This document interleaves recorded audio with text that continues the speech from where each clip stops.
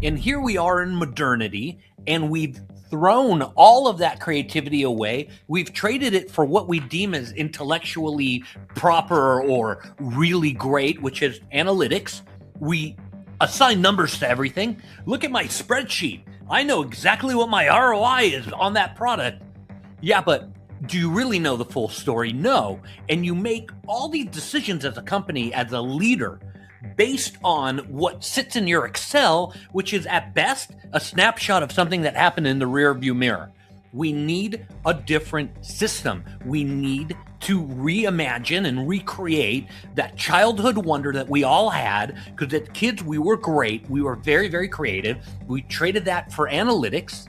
And now we're wondering, like, hey, why can't I get to the next level? I want this promotion. Why can't my company grow in this segment? We've tried everything, and the analytics showed us time and time again that this will solve the problem. And yet we still have the problem. Why? We're not applying creative and innovative principles. We're only applying analytical principles. And that will never, ever solve problems.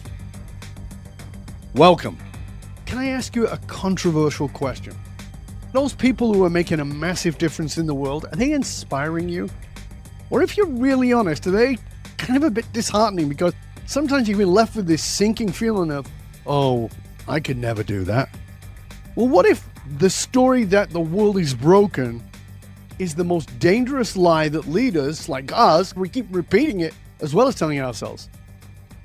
See, we're told every day that humanity is failing, that we're overwhelmed, outmatched, overpopulated, under-resourced, headed towards some catastrophic collapse.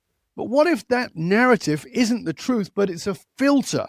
Yes, just a filter that narrows our thinking, shrinks our courage, and convinces intelligent people to just stop trying. Well, my guest today is Nir Bashan. He is the author of The Solution Mindset. And he makes the bold claim, and by bold, I mean not inspirationally bold, I mean intellectually and confrontationally bold, that virtually every problem we're facing, personal, organizational, even global, are solvable. Not through positive affirmations or not through slogans, but through disciplined creativity fused with innovation. We'll talk more about Nir Bashan in just a moment. Welcome to the Dov Baron Show. Come for the stories, stay for the truth that gives birth to new meaning. I'm your host, Dov Baron. I work with the elite leaders and organizations who are quietly and positively shaping the trajectory of industries and entire nations. My work is in helping you diagnose and rewire your emotional source code so you can stop unconsciously leading from your oldest wounds in your nervous system. When you stop leading from your scars and lead from truth, meaning, and purpose, that truth alters everything from your vision, your values, your worthiness, and even your biology. And now back to Nir Bashan. According to Nir and his brilliant new book, The Solution Mindset, whether it's coral reefs or prisons, clean water or broken hiring systems, from failure to redemption, this conversation will happily challenge the assumptions that complexity is inevitable and that despair is realistic. The real question isn't whether solutions exist. The real question is this: have we even trained ourselves to stop seeing the solutions? Today we're going to talk about why leaders lose their problem-solving edge and how fear masquerades as realism, why data without wisdom is dangerous, and why comparing yourself to anyone else might be the single fastest way to kill your creativity and your creative intelligence. If you're the kind of leader who wants depth over dopamine hits, hit that subscribe button right now. This is where serious thinkers come to sharpen their edge. You're about to question the beliefs that have been burning through your potential for years. And the answers, well, they're going to be a little uncomfortable sometimes, but if you take them on, you will absolutely love the results.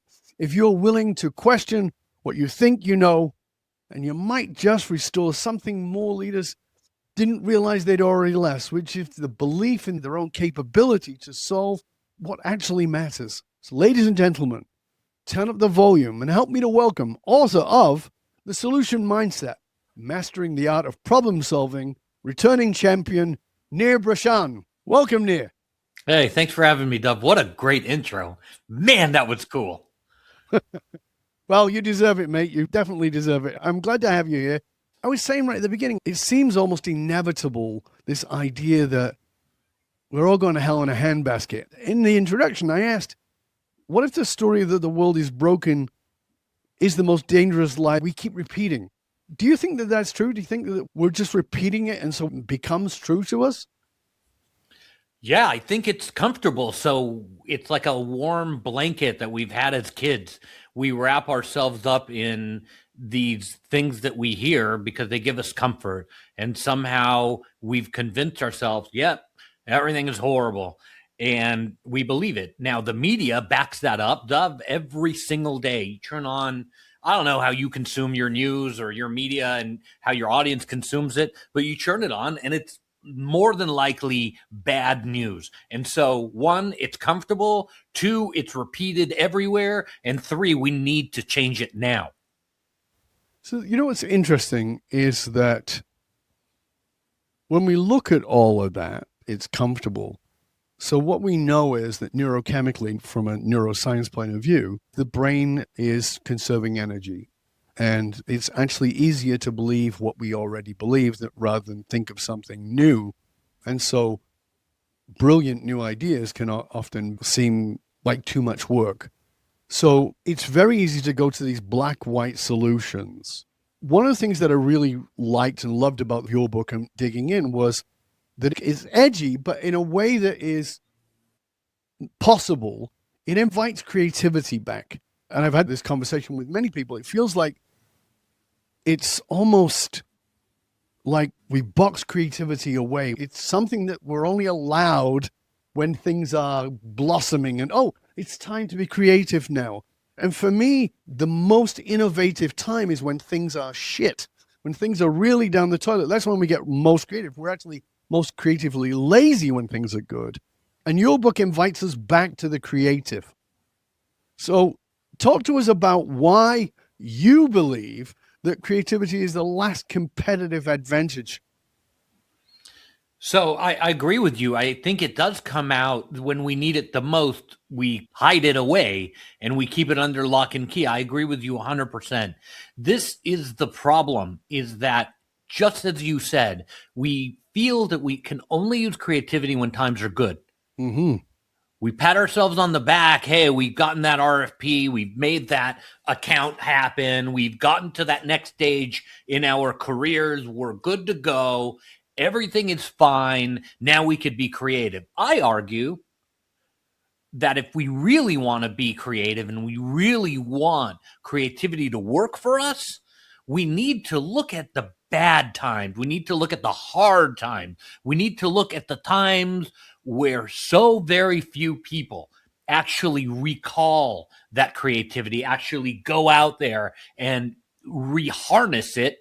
That's a big, big problem, Dov. It's a big, big problem. I see it every single day in almost every industry that I work with. Just about everyone doesn't feel confident in their ability to solve problems on a regular basis. And that problem solving comes from creative and innovative thinking. But you just said the word, right? You said the word feel. And we think of creativity as something inspirational. We're inspired to create. Therefore, we've got to be feeling good. I know it's bullshit, but it's the bullshit we tell ourselves.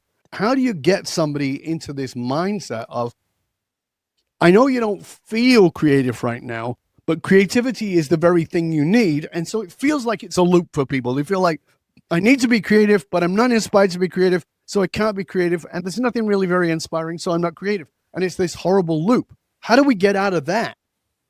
We need to start to practice creativity like we practice just about anything else. And it's something that we need to say to ourselves. We need to believe. We need to jump in. Far too many people think that creativity is something that happens to them once a week, or they take a shower, or only when I'm walking on Tuesdays after 4 o'clock do I ever get an idea and I need to have the dog walk, the kids taken care of, and all of this stuff. All of that is complete BS. What we need to do is we need to make time every single day to practice the tenets of creativity so that when we need them the most, they're right there. We just need to go grab them. All right. So I get what you're saying. It's a discipline. The other thing is how we frame creativity. We say, oh, well, the artists and the singers and the movie makers, they're creative. I'm some schmuck who can't even draw a matchstick man. How can I possibly be creative?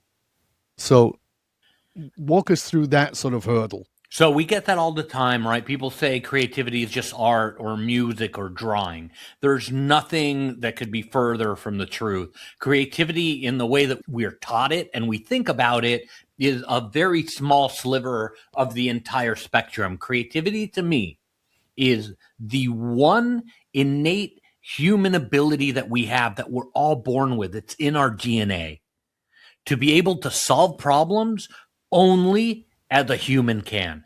That is the type of creativity that I help leaders and I help companies recover. So you're saying, from your point of view, that creativity and problem solving are intimately linked. Is that right? 1000%. The reason we are creative is to solve innate problems that happen to us. Back in the day, 30, 40, 50, 60,000 years ago, early man needed creativity to survive. The only reason we are here now, Dov, and that the world is not a bunch of dinos is because we were the most creative species on Earth. We could communicate with language. Don't eat that berry. You're going to die. Don't do this. So on and so forth. And here we are in modernity, and we've thrown all of that creativity away. We've traded it for what we deem as intellectually proper or really great, which is analytics.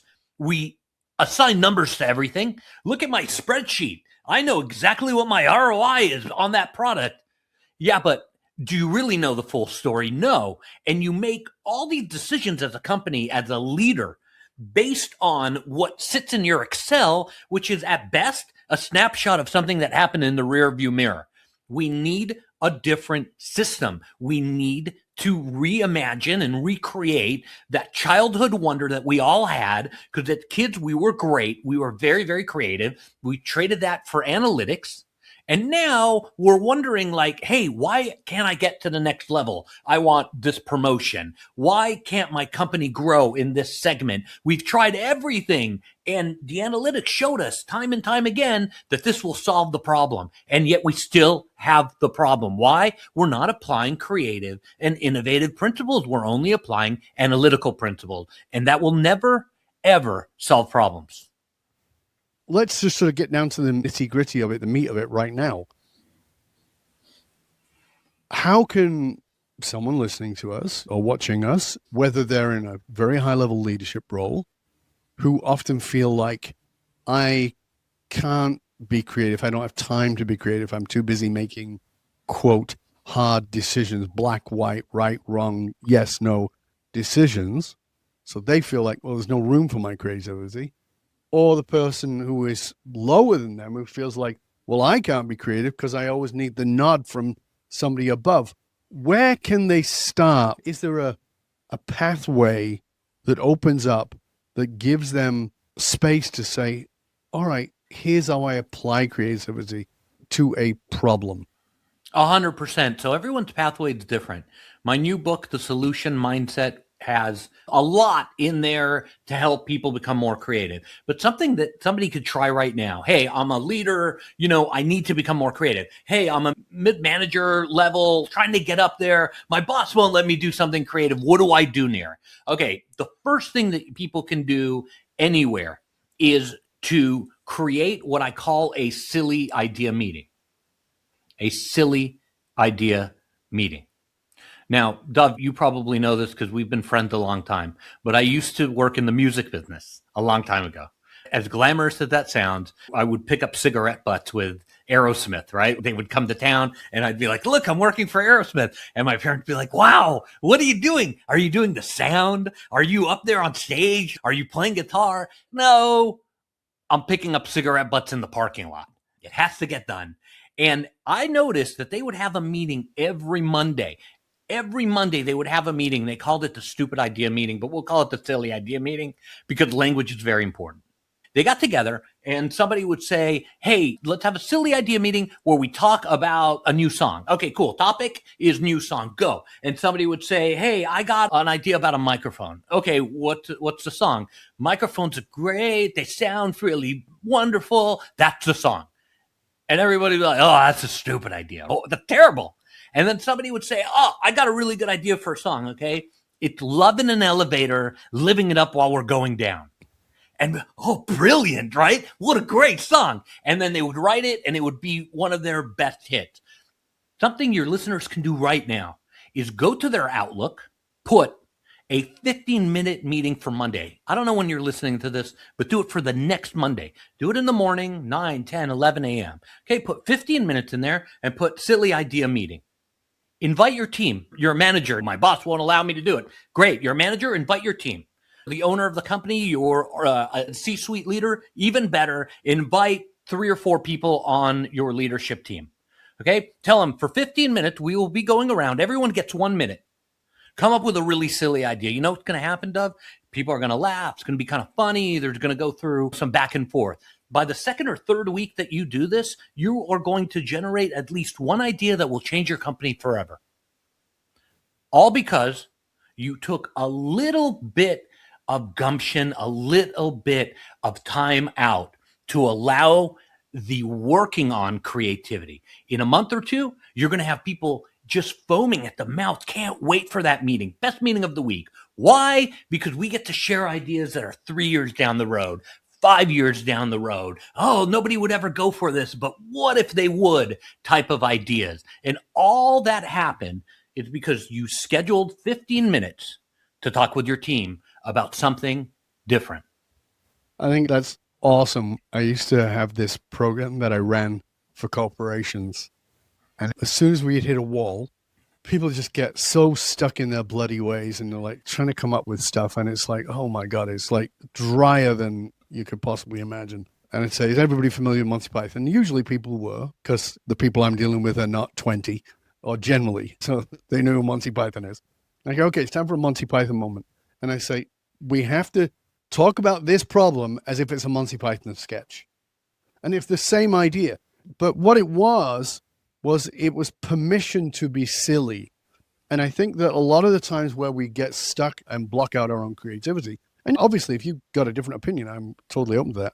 But if we get so rigid in things that we can't see anything in front of us, so it's like this permission to be silly, there's permission to be off color, there's permission to be non-politically correct, because certainly Monty Python was not that.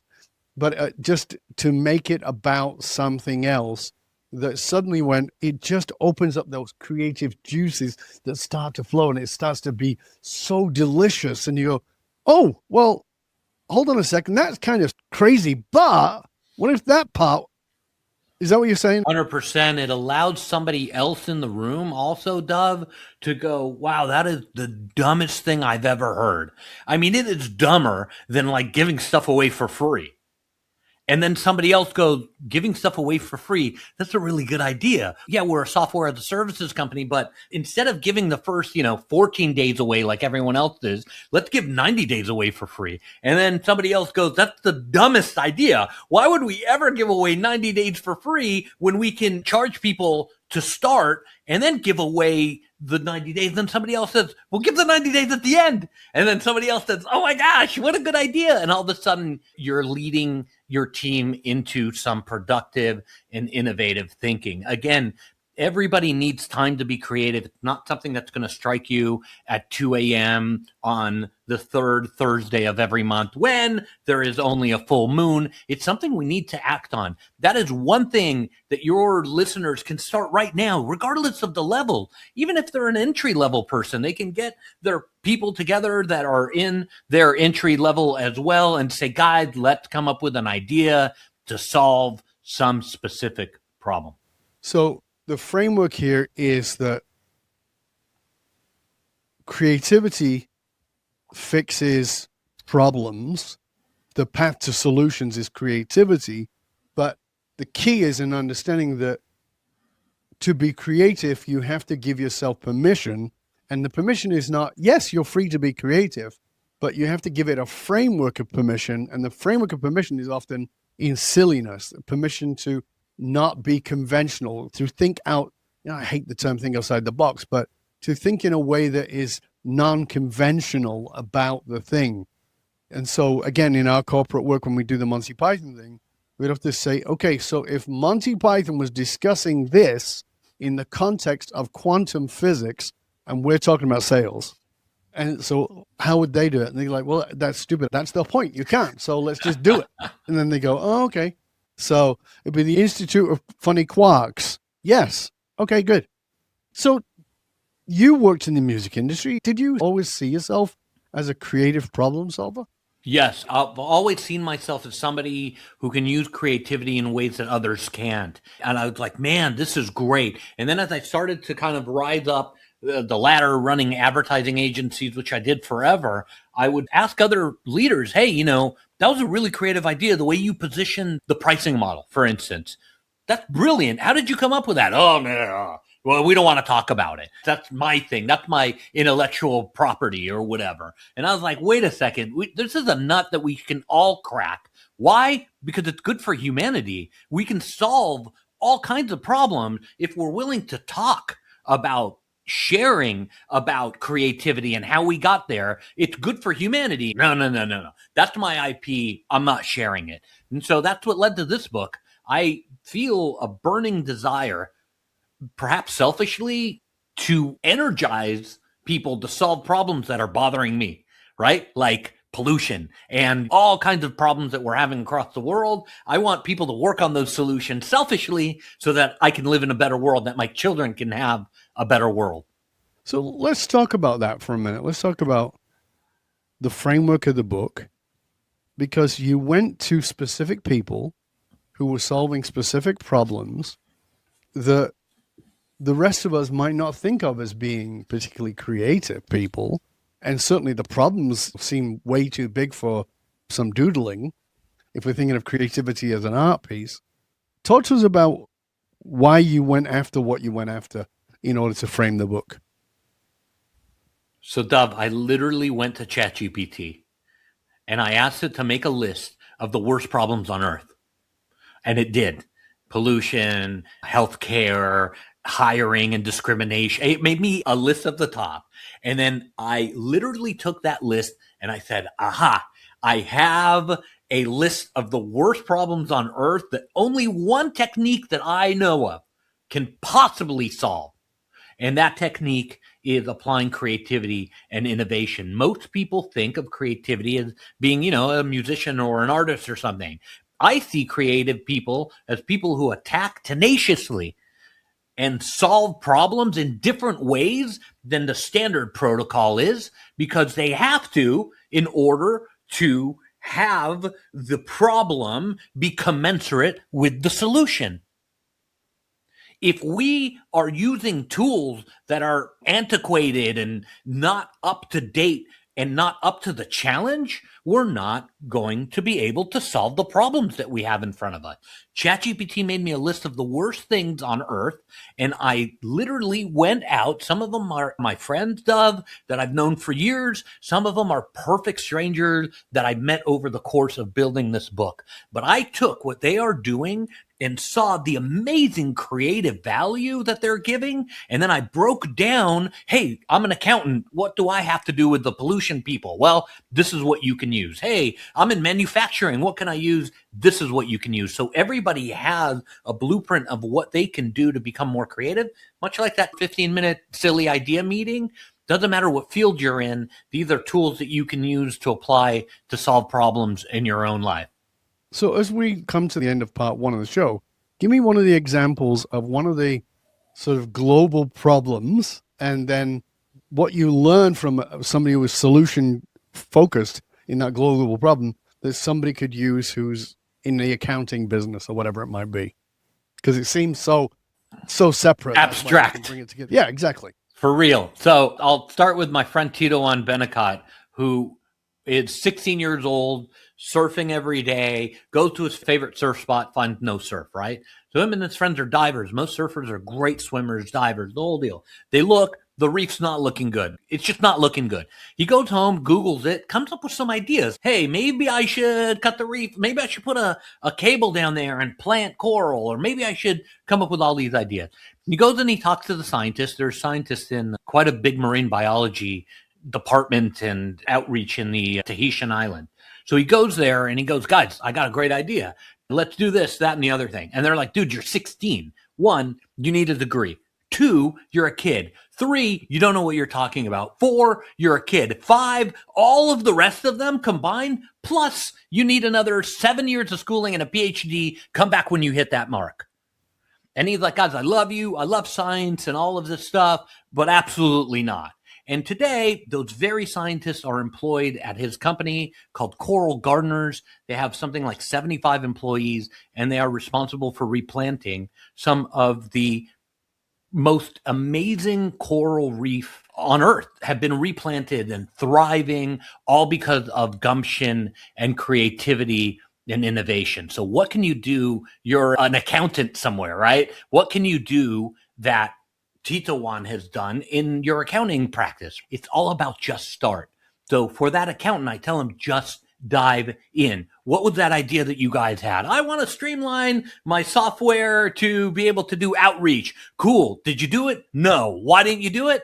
I'll do it tomorrow. Okay, well, this guy is saving the earth just because he took the initiative to just do it. Now you, Mr. Accountant or Mrs. Accountant, you're going to go and start this service that you're doing, that outreach, go to those 3 or 4 groups of people in the new client list or whatever it is, just by going for it and taking a chance, getting out there and just starting. So the book looks at amazing problems like that, what people are doing to solve it. And then I give some subtext of what anybody can borrow from them that they're doing to use in their own lives. So willingness not just to embrace creativity, of course, that's foundational in what you're saying here, but trying to help people to find the courage, because that seems to be a great challenge for a lot of people. We live in a world that is social media driven. The idea of being compared to is very, very strong. Nobody wants to fall on their face, particularly in public. Nobody wants to be embarrassed by. And so a lot of the time that seems to block a lot of the creativity. What if I do this and I look like a dick? What if I do this and I make a huge mistake? What if I'm the laughing stock? And what I'm hearing from you is you have to be willing to be the laughing stock, because you might also be the superstar. 100%. We've taken out the risk and the mistake making, Dov, in our day-to-day approach of business. It's amazing. And we're wondering why we're not getting anywhere, why we're not successful. Well, we have stopped making mistakes and we have stopped taking chances, and we wonder, hey, why aren't those new people subscribing? Why aren't we more effective in this market? Why aren't we moving product over here? And why aren't we selling more software or whatever it is? Where are the subscribers? Well, they're not there because we're not willing to make enough mistakes in our approach, learn from them and tweak them. Listen, Tito Juan made a lot of mistakes with the reef. He used rope. You shouldn't use rope down there. He used a particular type of graph that he was doing. You shouldn't use that graph. That graph died. It looked good for a little while, but then died, and on and on and on. We have given up on that iteration because we look at the media and we look at social and we see some founder of a company who's 24 years old driving a Bugatti, and we say, hey, I want to be that guy too. And that guy tells you, I've never had a problem in my life. I am the most charmed human being ever. I am so charming, people throw money at me. And you and I know that's bullshit. But so many people get caught up in it that they become afraid to take risk and take chances on ideas that can change the world. I agree. We're already at the end of part 1 of this delicious conversation here. I want to make sure that people can find out more about you, about your new book, about your other books, about all the wonderful things that you're doing, all your wonderful resources. Please let people know. Thank you. So it's Nir Bashan, Nirbashan. There's 3 of us on the planet Earth. There's one guy uploading video game clips. That's not me. There's another guy in Israel. I think he's like a manufacturer. That's not me. I'm the one with the books and the creativity and the innovation. Easy to find me, nirbashan.com. The books are on Amazon, Barnes & Noble, Target, Walmart, anywhere you buy books, The Solution Mindset. Okay, and we'll make sure that those links are posted in the show notes. So if you didn't catch it, don't worry, they'll be there for you. And we'll also post all of Nir's social connections as well for you. We're going to be back in just one click, so stay curious, my friend. Stay curious about the solutions that are waiting for you on the other side of your own embarrassment. We're going to be back in one click. Welcome back to part 2 of our delicious conversation with author and returning champion, Nir Bashan. He is the author of a brilliant new book called The Solution Mindset, Mastering the Art of Problem Solving. And he has really been talking to us in part 1 of the show about how everything is really rooted in creativity, but how we have to really re-examine what creativity is and how we've been looking at creativity very much from a limited point of view. And that when things are tough, and while we're being told that the world is going to hell in a handbasket, that this is the time for creativity. It's not the time to look away from creativity, but it is the time to embrace creativity. So one of the things you were talking about actually towards the end, Nir, was that your idea for the book was, what are the 10 greatest problems? I think you said that. Correct me if I'm wrong, but what are the 10 greatest problems the world faces today? And you used ChatGPT to help you find that.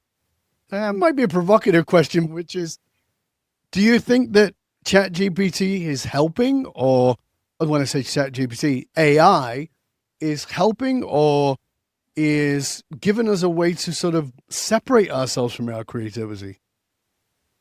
Great question. Here's what I think, okay? I think that Silicon Valley has the greatest self-congratulatory theme out of any business on earth. It used to be Hollywood, Dov. Hollywood used to put out a movie and everyone, oh my God, this actress, and oh, it's something you have to see, and the glamour of the Oscars. Wow.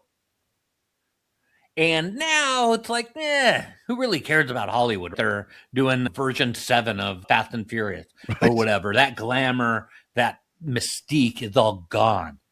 Okay? And it seems that the baton was passed to none other than the technology sector.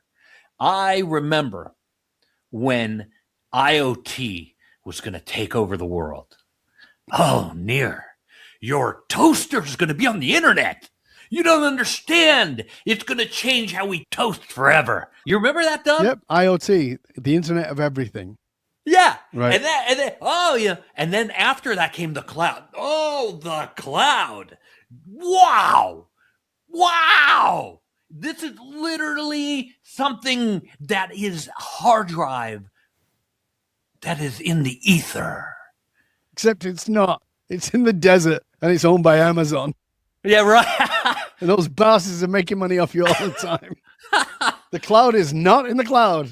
Right. Oh, yeah. And now it's AI. Yeah. This is the most self-congratulatory industry since Hollywood. They're so good at keeping that PR machine going. Look how amazing we are. AI, right? Okay, is AI good? It's okay. Can AI make you more creative?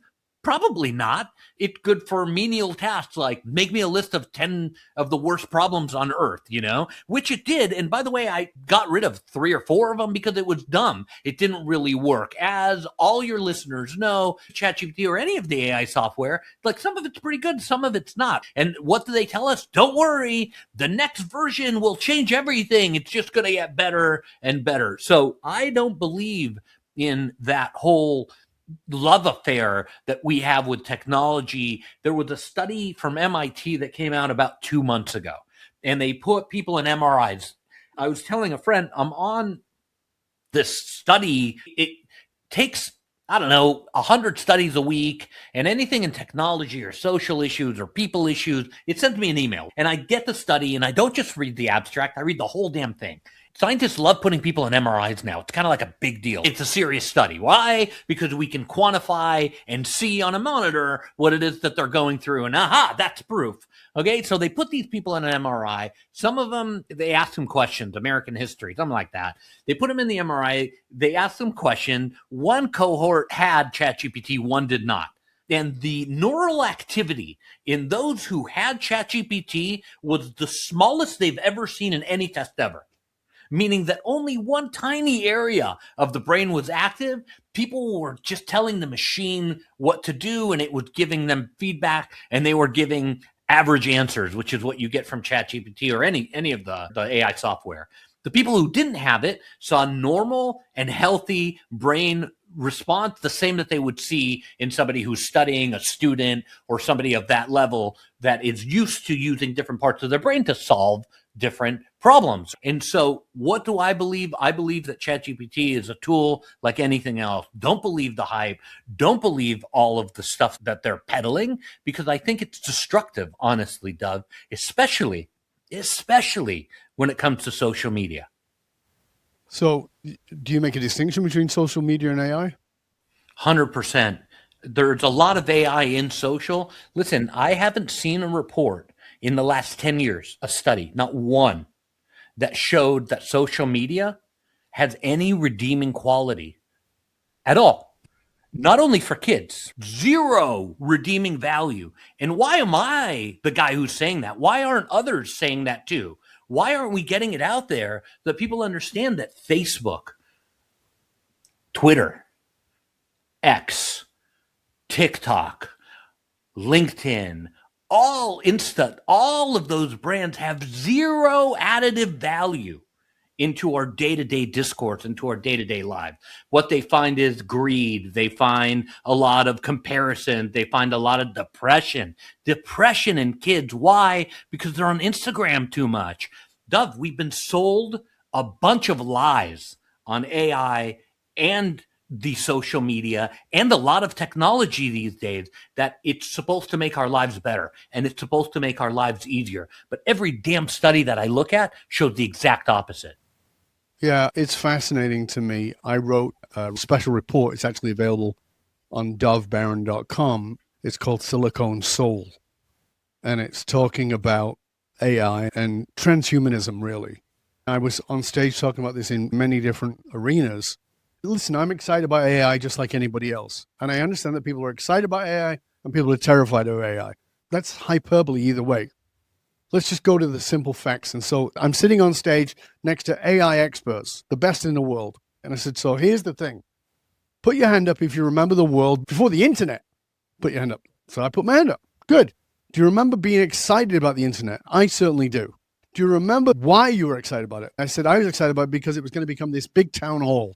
This place where everybody would have a voice. They'd be able to say things. They'd be able to see things you couldn't normally see. For me, it was like creativity exploding and intellectual creativity exploding. I thought, this is going to be wonderful. Then do you remember it came? Yes. And then there was something called Internet 2.0. So that had gone from AOL building up the screen. And then you were going to get moving imagery. It was like, oh my God, this is going to be so great. I was so excited about it. And then it came. And now here we are, wherever we are, whatever it might be. And I say, can we see the damage? And we all go, yeah. How has it affected our kids? We've all got a list of things of how it's affected kids, how it's affected society. A lot of those things are very bad. Kids hurting themselves, comparative, insomnia, self-harm, etc. And I said, okay. And this is on stage. I'm sitting on stage with the experts. I said, now, before I go any further, let me just say, I'm pro-AI, just like I was pro-social media. But let me just ask you a question. Today, if you get to go back in a time machine to the beginning of the internet and you get to put guardrails in place, knowing what you know about the damage to your children, what guardrails would you put in place? And I'm asking these experts on AI, what guardrails would you put in place? And I'm asking the audience, what guardrails do you put in place? And they say, oh, we do this and this and this. Now it's because you know the problems, right? And they go, yeah. I said, but you may have been excited about the internet before it happened. Were you? Yes. I'm excited about AI. And I know the problems will be 1,000,000-fold. And I'm not exaggerating. That's not like, oh, a hyperbolic number. No, it's at least a millionfold to what social media. So why the hell are we not considering the guardrails now? And the answer is very simply, you can ask Elon Musk, you can ask everybody else who's big in the AI world. The very reason there's no guardrails, because there was a meeting in Paris just a few years ago, and the people who wouldn't sign off on it were very simply America, England, and China. And the reason was they wouldn't sign off on the guardrails because they'll lose the competition. It's about money. The problems are going to be way bigger. You can see that, but you're still not stopping it. So really, is it AI that's the problem, or is it our greed that's the problem? That's the challenge. And so we deify these things. We make them so wonderful, so magnificent because they're going to make coin. But they're not going to make coin for everybody. It's only for the people at the top. And the rest of the people, you're going to get washed away. You're going to get washed away like yesterday's lunch down the drain and just struggling to make sense. But if you can tap into your creativity, because at that same conference I said, here's what you need to know. The future of work is human. And they go, what do you mean? I know you've been told the future of work is AI. It is. That's true. But the future of work for those who matter will be human. The more humanness you can bring to the experience, i.e. your creativity, i.e. your personal service, things that are very human, that's what's going to make it work. 100%. There's going to be something after AI too, Doug. Like the AI is not the stop of all technological advancements. They're going to come out with something that's going to be way better, and AI is going to seem like the cloud or IoT in a couple of years. When they listen back to the show, they're going to be like, that Dov guy and Nir, man, are they smart. They predicted that there's going to be another something. Yeah, there'll be another something. What won't change is the human ability to engage, to interact. I was on a stage last week in front of 2,200 people in Houston, Texas. And people were worried, hey, what do we do with all this technology and stuff? I say, double down on the human factor. That's what you do. What can you do that the machine can't? Well, the machine's way better than me. Wrong.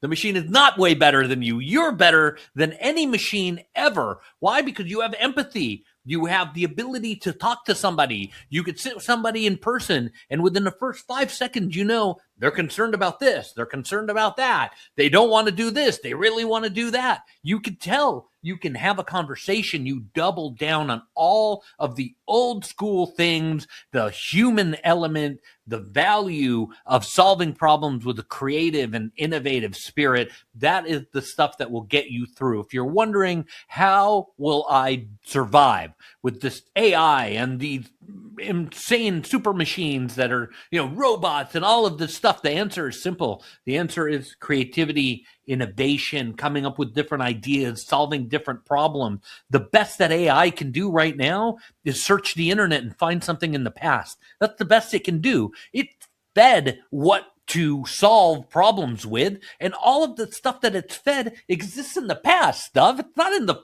future, not even in the gosh dang present. No. It needs the data from 5, 10, 20 minutes ago, an hour, 10 years ago in order to properly solve any kind of problem. And the data that the engineers test it with and prep it with and prime it with is incredibly flawed. Incredibly flawed. There's some stuff in there that's like really good and some stuff in there that's really not good. It doesn't replace a human classical liberal interpretation of what is going on in front of them. Read more. The classics are incredible. I talk about it in the book. You want to compete with AI? Read Socrates. Read Cicero. That will help you compete very, very well with AI. Why? Because it will teach you how to think like a human, and thinking like a human and solving problems in a way that only you can is an incredible, incredible advantage. So if human beings are, as you put it, wired to solve problems, why do so many intelligent leaders, maybe they feel it, but behave like they're helpless? Do you think it's a learned helplessness, or is it something else? I think it's a learned institutional helplessness. I think they love companies that do well. I'll give you an example. There was a bike company that manufactured bicycles, very high-end bicycles, and they would ship them out of Europe into the US, Canada, whoever ordered really, really nice bikes. Really nice bikes. I mean, like high-end, carbon fiber, the frame weighed like, a feather, right? And they would ship them, and they would get to a customer, and they would break. Why would they break? Because the customer would open the box, and no matter how much cushion and how many times they wrapped the frame and the fork and the brakes and the whatever, they would show up shattered because somebody would take the box and toss it. Okay, so they got together and they said, here's the leadership team, here's the problem. We have shipping issues because people are unboxing it and there's broken parts. And a bunch of traditional ideas came out. Well, let's use DHL instead of FedEx. They're better. Let's use UPS instead of these guys, and on and on and on. All the traditional ideas were there. The engineers said, let's wrap the box better. The parts manufacturer said, well, we could make something a little thicker so it's more susceptible to drops when people ship it, on and on and on and on. And then somebody in the room said, guys, I just got an 86-inch screen delivered to me. There's no way that our shipping or whatever is worse than what the TV people are using. A big-ass 86 that's in my living room showing football. Okay? It came in one piece. And then somebody else said, are they using a better styrofoam? Bring the styrofoam in. And then another person said, well, they're using the new corrugated box, blah, blah, blah, and it's probably what they're doing. Bring the box in. And on and on. And then somebody said, wait a second, that's a really good idea. Why don't we put a photograph on our boxes of a TV? And we put the word fragile. Okay, it kind of looks like a TV. The box kind of ships the same way. What would happen? And overnight, fewer breakages, no change in packaging, no change in engineering, no change in the approach other than the creative idea to put an image of a TV. It would ship and people would get their bike in one piece. Why? Because somebody thought, oh yeah, there's a TV in it, I'll be a little bit more gentle. A total cost of 6 cents for the print on every box that they had to pay extra, and saved millions of dollars down the line. So it is about coming up with the ideas, those creative and wonderful ideas, not being afraid to fail, being okay with iteration after iteration to get there, that could literally change the earth.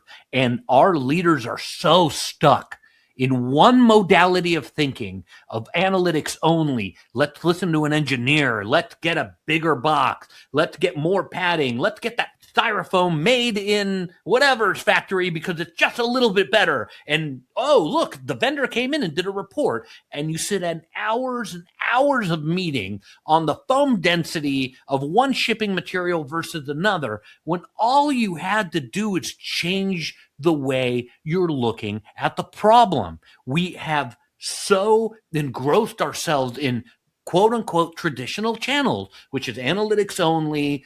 Look at the numbers to death. Give me the foam density of that particular packing material, when we should have just said, hey, let's come up with some really good ideas, guys. Let's have a silly idea meeting on how we're going to ship this better without changing any of the engineering, without changing any of the boxes. Boom. And then you go and you create one of the best ideas ever.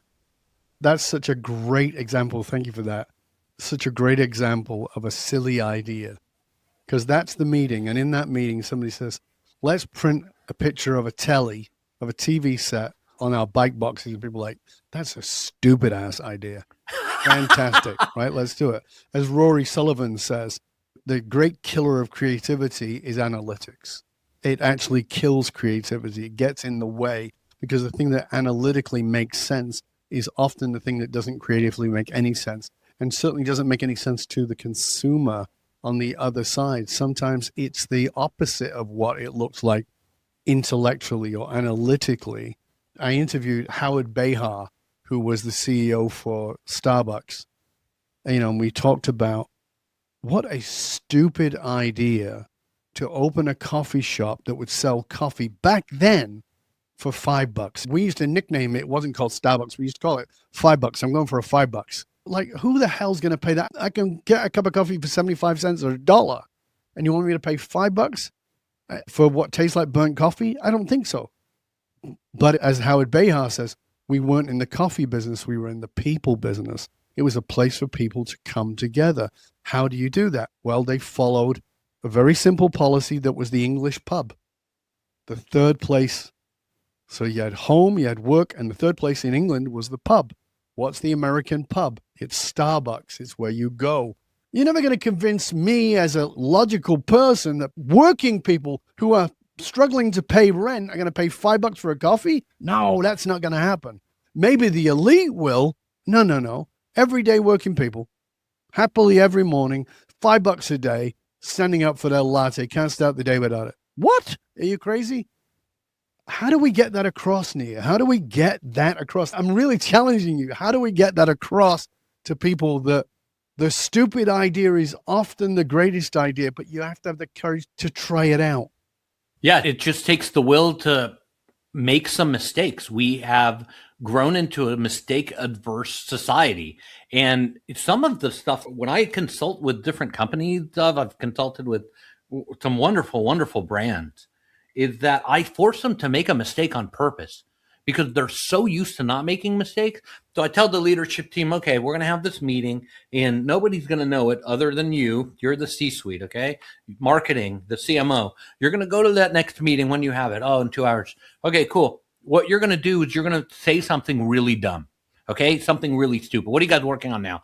We're working on this product for the front line to help in this retail thing. I said, okay, what would be something really dumb? Well, like pink. We could color the cups pink. Nobody would buy it. Pink's not our brand color. I'm like, that's what you're going to say in the meeting. Cool. Next, you're the CFO. What's going on with you? Oh, we have some bonding issues with this and that. Cool. When do you have the meeting with the banker? We have it next Tuesday. What would be something like so dumb to say in that meeting? You're going to plant something dumb to say in the meeting, because what's going to happen is people around you are either going to correct you, react to it in some way, or change it in some way, or say, hey, I don't know what's going on. It's going to cause all this controversy. And in that controversy, we'll get a creative idea because you will show them that you're not afraid to fail or you're not afraid to make a mistake. You're going to energize your team. Somebody's going to come up with some idea and let's see what happens. And they go and do it. Then they come back to me. They go, Nir, what a cool idea. I said the pink thing, and then somebody else said, why would we do pink? It's not our brand color. And then I literally said, because I like pink. And then it was silence for like 2 minutes. And then somebody said, you know what we could do? There's a shade that works and it's kind of our brand color. And all of a sudden we came up with this new design in a second that would help a particular brand team or whatever. The bankers on the CFO side said, what do you mean the rating's not A+, you were good with A, and on and on and on. And then one of them said, well, if we do that, then we could position it this way. And all of a sudden we came up with ideas. Dov, it's about sometimes injecting purposefully mistakes into your process for people who are so risk adverse, to help them understand that, yes, sometimes mistakes lead to some of the most amazing creative discoveries. And I think that's a really powerful and valuable idea. Now I'm going to push back a bit. And the pushback is this, that the problem is that people lack a lot of balls. And what I mean by that is you go in and say something stupid and people tug the forelock and go, yes, master. They don't argue. They're so afraid of confrontation. This is one of the greatest challenges I have in the organizations I work with. As I say, you've got conflict avoidance and you're modeling it at the top. And so nobody fights back. Nobody says anything. So you can say a dumb idea and everybody goes, oh, okay, boss. And so they just do it because they go, just shut up. I don't need any stress. And you'll never get their best ideas because that will cause conflict. So what you get is this milieu of ordinary. Everything's on the ordinaire. Nothing is ever going to be special because nobody wants to create ripples in the water. And what you're talking about is creating ripples in the water. Creativity is disruptive. And people go, we're a disruptive environment. No, you're not. You're full of shit. You say that, but you're actually not.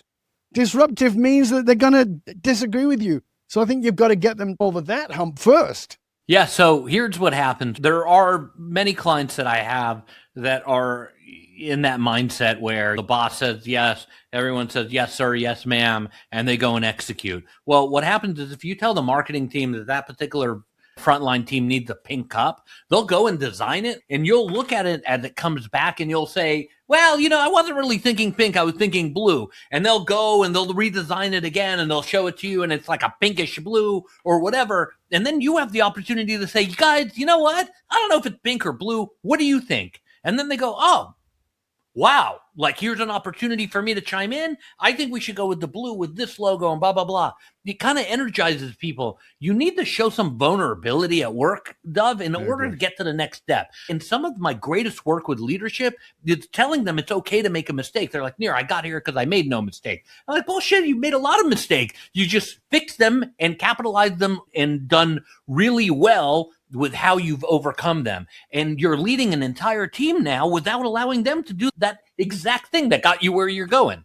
The exact thing that got you where you are is the ability to make mistakes and learn from it. And you won't let your team do it because you expect them to come up with perfect things all the time. So yes, agree with you 100%. It's about that vulnerability, that opening yourself up to those different ideas. It really is about balancing the analytics and creativity, because right now we're 100% analytic in most businesses. And I'm not saying to throw out the analytics. I'm saying some of those numbers are incredibly useful, but we need to balance it with a sense of creativity, a sense of allowing people to make mistakes, a sense of editing complexity out of things. The whole other thing that I work with leadership teams on, they love complexity. Why? Because it looks like we're doing a lot of good work Nir.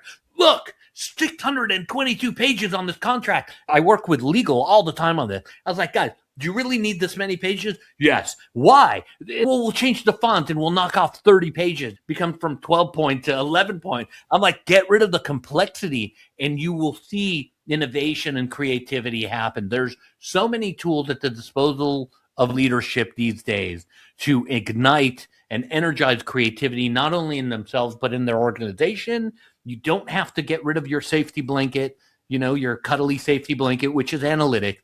You just have to begin to balance it with creativity. But I think you just said something that's really important that happens, and that is that people often stump out their own creativity with more. Like, if I do more, if I'm busier, if I add more complexity, because sometimes creativity is actually the simplest outcome. Sometimes it's the less, not the more. And I think that that's the other thing we've got around creativity. Not only is it only for dancers and singers and artists, but it's the ability to do more. For me, at least, it's to do less. I'm most creative if I can find a way to do less. And it's not lazy, because that's different. Do you agree with that? That doing more steals it? Sometimes the most difficult things are deducing things into more simple terms. And as leaders, we're always afraid of doing that because it doesn't look as impressive. And I ask you, who does that look impressive to? Exactly. Why are we trying to impress that particular person with complexity?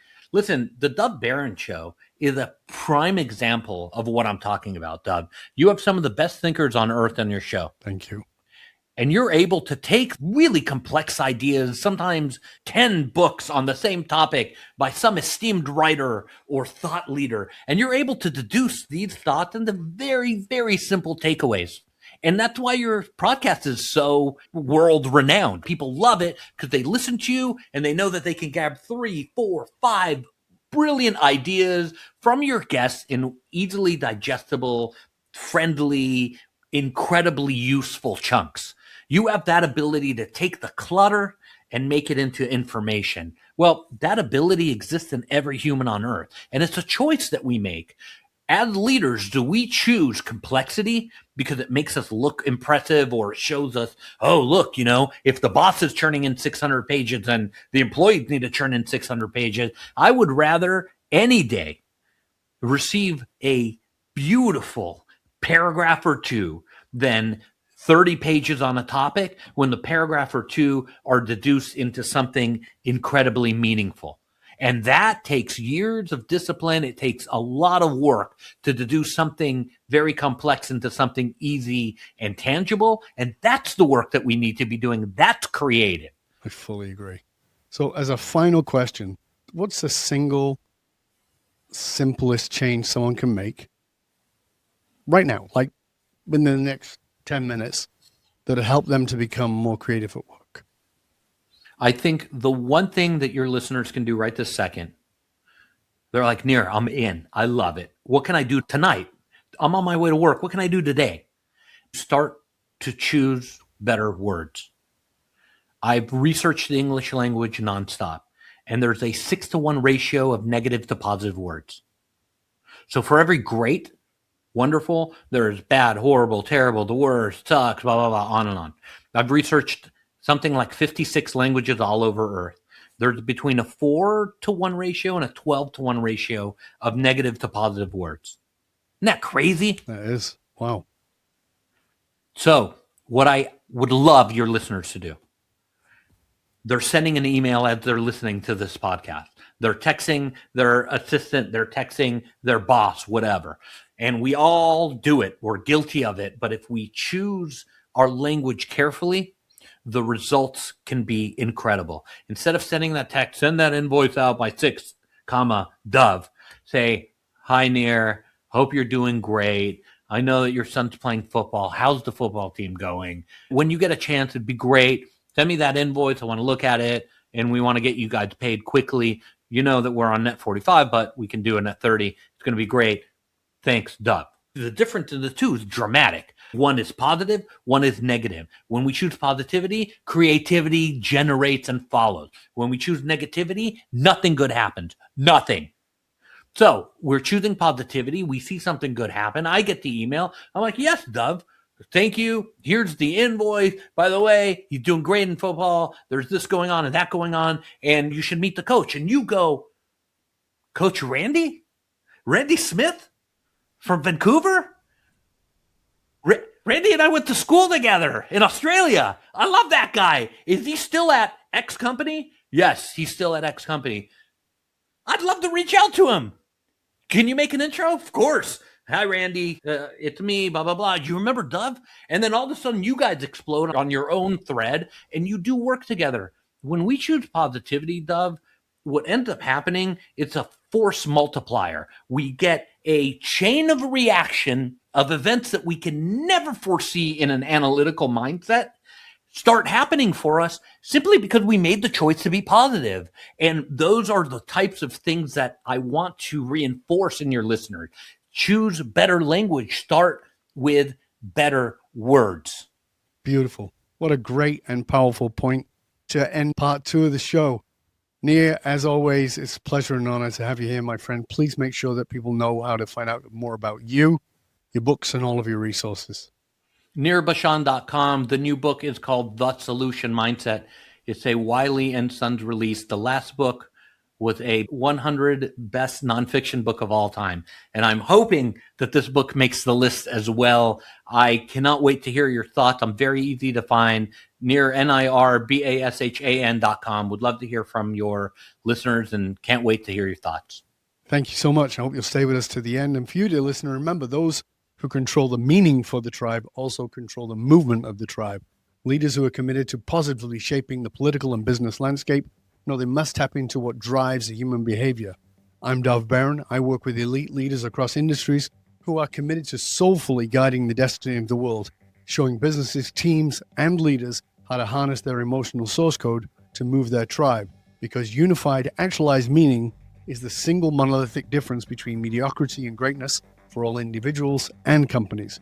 Remember, we need your help in staying relevant, so please go to wherever it is you tune into the show from and do us a favor, rate, review, and subscribe to the show.